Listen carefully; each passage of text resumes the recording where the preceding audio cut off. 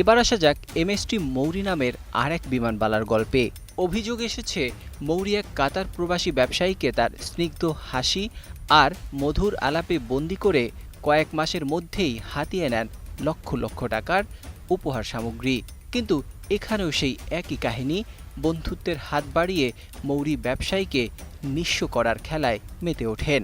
তাদের একটাই টার্গেট, ভালো ভালো প্রোফাইলের প্রবাসীদেরকে টার্গেট করে তারা অ্যাডভান্টেজ নেবে, সিরিয়াস রিলেশন বলে তারা এই অ্যাডভান্টেজ নিয়ে তারপরে বলবে আমার আসলে 2 মাসের বেশি কাউকে ভালো লাগে না, আমি অ্যাডজাস্ট করতে পারি না, আমার টেস্ট চেঞ্জ করতে হয়।